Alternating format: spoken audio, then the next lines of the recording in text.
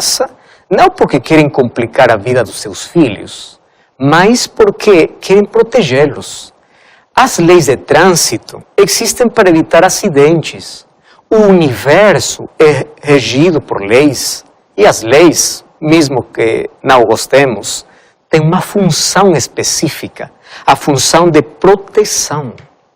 Hoje as leis não são vistas como proteção, mas milhares de pessoas veem as leis como cadeias de escravidão, como barreiras que vão em contra da felicidade. Mas a verdadeira liberdade hoje se confunde muito com a libertinagem, e as pessoas acreditam que enquanto menos leis têm, mais felizes são, quando na realidade desobedecer às leis tem consequências terríveis. Por trás de todo esse pensamento liberal está Satanás. Ele foi o primeiro a quebrar a harmonia no céu e as leis de Deus.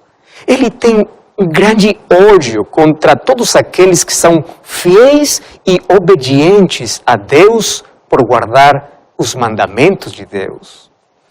No último livro da Bíblia, o livro de Apocalipse, capítulo 12, verso 17, diz assim, que o diabo está irado, o dragão está irado e se encheu de raiva contra a mulher.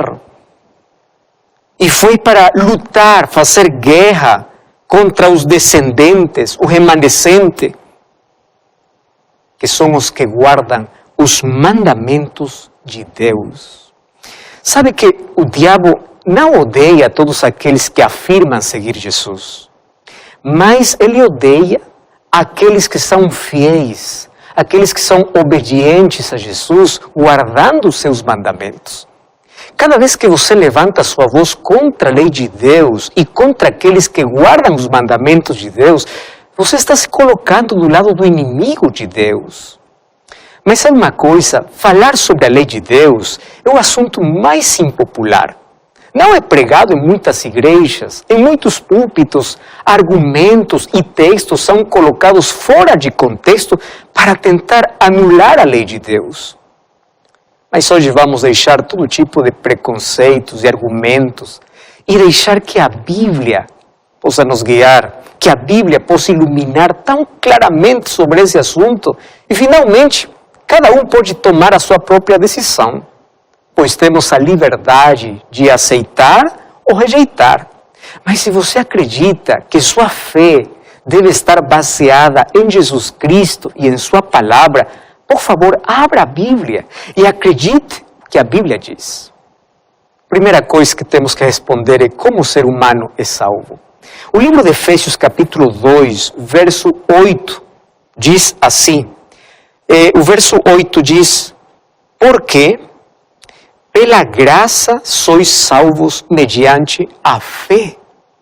Pela graça sois salvos. Muitos têm a seguinte ideia. No Antigo Testamento, a salvação era guardando a lei de Deus. E o Novo Testamento, por meio da nova aliança, não precisamos mais guardar a lei de Deus, porque a salvação é pela graça. Mas imagine a seguinte cena. Um dia, quando Jesus volta e leva seus filhos, um deles pergunta ao outro, como você chegou aqui? E ele responde, eu estou aqui porque eu guardei todos os mandamentos de Deus. O outro diz, que é difícil, eu estou aqui só pela graça.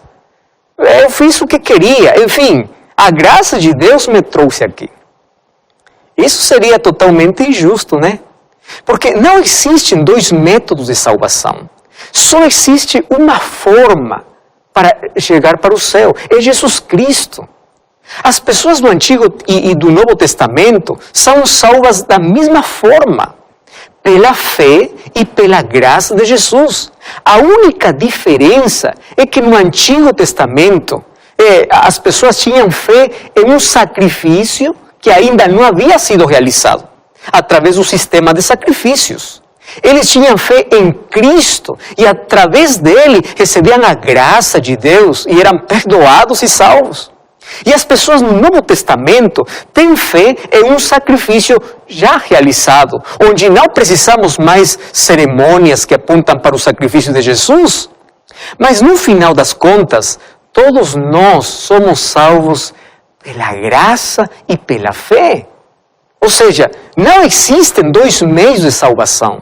Não existem dois evangelhos. Não há conflito entre a lei e a graça. Porque a salvação sempre foi pela fé e pela graça. No Antigo e no Novo Testamento. O problema é que muitos confundem a causa da salvação com a evidência da salvação. Olha só, a causa da salvação é a graça de Deus. Somos salvos somente pela graça. Mas a graça que salva é a graça que transforma o nosso coração. E quando transforma o nosso coração, nos coloca em harmonia com a vontade de Deus, com a lei de Deus. Então, a obediência torna-se fruto da fé, não a causa da salvação, mas a evidência de que somos salvos pela graça. É por isso que o livro de Efésios capítulo 2, verso 10, diz assim: pois somos feitura dele, criados em Cristo Jesus, para boas obras. Ou seja, somos salvos pela graça, para boas obras. Ali entra a obediência. A graça de Deus não te deixa no pecado, te liberta do poder do pecado. Você não pode dizer, eu sou salvo pela graça e continuo a fazer o que eu quero. A graça que salva é a graça que transforma. Um dia, você e eu iremos para o céu pela graça de Deus. Mas aquela graça que nos alcançou é a graça que transformou o nosso coração. Eu quero te falar algumas razões pelas quais a lei de Deus não foi anulada. Ela ainda está em vigor e é um sinal de obediência e lealdade a Deus. Número 1, primeira razão, Deus deu sua lei para o bem-estar da humanidade, não para o bem-estar do Antigo Testamento, não para o bem-estar dos judeus. Não, olha só, das mais de 600 leis que o povo de Israel tinha, apenas uma lei foi escrita pelo próprio dedo de Deus. Abra sua Bíblia no livro de Êxodo, capítulo 31, verso 18. Ali diz que a lei escrita no livro de Êxodo, capítulo 20, foi escrita pelo próprio dedo de Deus. As outras leis foram escritas por Moisés. Mas a lei de Êxodo, capítulo 20, não. Segunda razão. Antes da existência dos judeus, a lei de Deus já era observada. Mas você pode dizer como? Se a lei de Deus apareceu em Êxodo quando os israelitas deixaram o Egito para ir para Canaã, a lei de Deus estava escrita no coração das pessoas. A lei escrita agora era necessária que possa ser escrita em pedra. Por quê? Para lembrar aquele povo que havia esquecido, porque por mais de 430 anos estava na escravidão do Egito. Quando você vai para o livro de Gênesis, capítulo 26, o verso 5 diz assim, que Abraão guardou os mandamentos de Deus, as leis de Deus. Pense comigo o seguinte, como Deus ia dizer para Caim, você pecou matando a seu irmão, se a lei não diz não matarás? Caim sabia sobre a existência da lei. Como José poderia dizer, eu não quero pecar contra Deus? Quando você vai para Gênesis capítulo 39, 9, ele diz, como eu pecaria contra Deus? Como sabia que é pecado se não há uma lei que diga que o adultério é pecado? A Bíblia diz que o conhecimento de pecado vem através da lei. Então, a lei de Deus já existia antes da existência do povo de Israel, antes da existência dos judeus. Agora, os personagens que eu estou falando, eles não eram judeus. Eles eram o povo de Deus antes da existência dos judeus.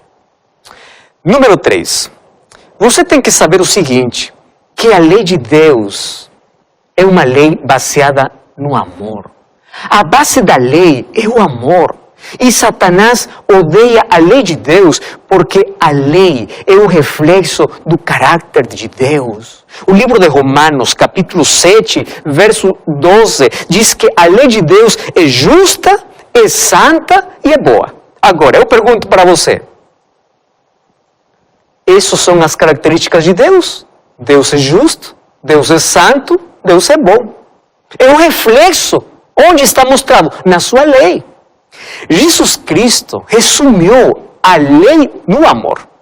Vamos para o livro de Mateus capítulo 22, o verso 36, o verso 40. Ali faz uma pergunta para Jesus. Qual é o grande mandamento? E sabe uma coisa? Jesus não anulou os 10 mandamentos. Não. Jesus diz, o resumo dos mandamentos é esse. Amarás a Deus e você vai ter que amar a seu próximo. Ele não diz, já acabou os outros mandamentos. Ele diz assim, disso depende toda a lei. Agora, só uma coisa. Se a lei é baseada no amor, então a cruz não anulou a lei. Porque a cruz é a demonstração do amor de Deus. Ali Deus demonstrou seu amor e sua lei foi confirmada. Mas você tem que revisar a lei de Deus. Abra sua Bíblia no livro de Êxodo capítulo 20. Ali vamos descobrir que os primeiros 4 mandamentos resumem o nosso amor a Deus, assim como Jesus Cristo resumiu. Ninguém pode dizer, eu amo a Deus com palavras. Você tem que dizer com ações. Então, número 1, se você ama a Deus, o primeiro mandamento diz assim, não terás outros deuses. O ênfase aqui é que você não pode ter, não pode confiar, não pode adorar outros deuses criados por seres humanos, ou deuses mentais, porque tudo aquilo que ocupa o primeiro lugar na sua vida torna-se seu Deus. Você sabe que o pecado mais condenado na Bíblia e mais querido pelo homem é a idolatria. Por isso, o segundo mandamento diz assim, você não farás imagens, nenhuma semelhança. Aqui proíbe a veneração de imagens, não importa de quem seja. Há uma grande diferença entre usar uma imagem para ilustrar e uma imagem para venerar, para adorar.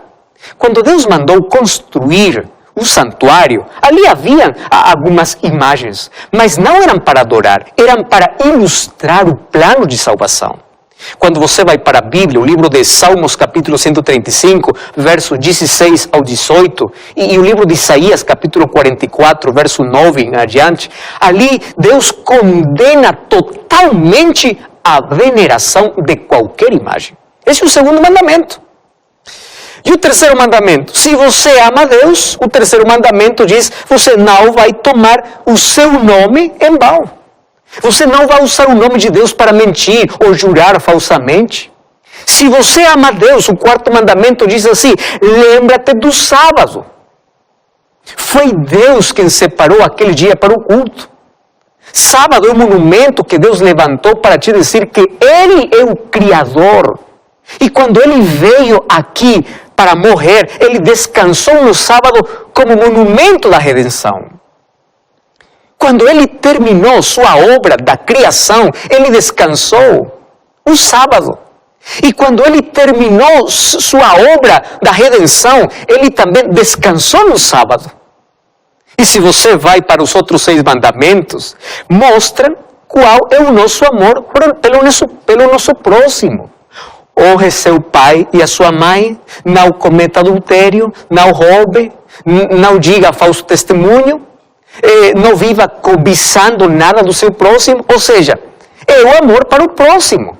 Agora, se você acredita que matar é pecado, adultério é pecado, então a lei de Deus não foi anulada. A lei de Deus ainda está em vigor. O problema é que o mundo rejeita a lei de Deus sem analisar que é um conjunto de princípios de vida, que seu significado é profundo.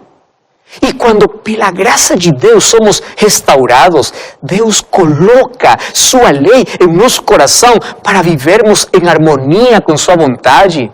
mostrando nosso amor a Deus e nosso amor para o nosso próximo. É nisso que consiste a nova aliança. De acordo com o livro de Jeremias, capítulo 31, verso 31 ao verso 33, e você pode ir também para Hebreus, capítulo 8, verso 6, diz que a nova aliança não anula a lei de Deus, mas a coloca nos corações dos filhos fiéis de Deus. Mas qual a diferença? A diferença é que na nova aliança temos um sacrifício melhor. Porque no Antigo Testamento era com sangue de animais, no Novo Testamento é com a sangue de Jesus. Temos um mediador melhor. No Antigo Testamento era Moisés, no Novo Testamento é Jesus Cristo. No Antigo Testamento a lei foi escrita em pedra, mas na nova aliança Jesus Cristo quer escrever a sua lei no seu coração. E por isso que Jesus mencionou, se você me ama, obedeça os meus mandamentos, porque Ele coloca a sua lei no seu coração. O livro de João, capítulo 14, verso 15, diz que é a evidência de nosso amor a Deus. Ou seja, a obediência é o fruto do amor a Deus. Quem é salvo pela graça produz frutos naturais de lealdade e de obediência a Deus. Você sabe que Jesus deixou bem claro a relação que ele tinha com a lei. O livro de Mateus, capítulo 5, verso 17 e verso 18, ele diz assim, o livro de Mateus 5, 17, não penseis que vim revogar a lei ou os profetas. Não pensem que vim anular a lei, vim para cumprir. Aqui a palavra cumprir na língua grega é completar, é expandir. E se você ler Mateus capítulo 5, Jesus expandiu a lei, não anulou a lei. Muitos acreditam que Jesus guardou a lei porque era judeu. Então, por que Jesus não guardou todas as tradições judaicas? Portanto, ele guardou a lei não porque fosse judeu, mas veio para nos ensinar como guardar sua lei, que naquela época havia se tornado um fardo doloroso. Os judeus, com medo de retornar para o cativério, eles se apegaram à lei como meio de salvação e colocaram tradições absurdas acima da lei de Deus. O Talmud, o Mishnah, eram as diretrizes para evitar quebrar a lei de Deus. E sabe uma coisa? Eles cometeram o erro de ver a lei como meio de salvação, não como evidência de salvação.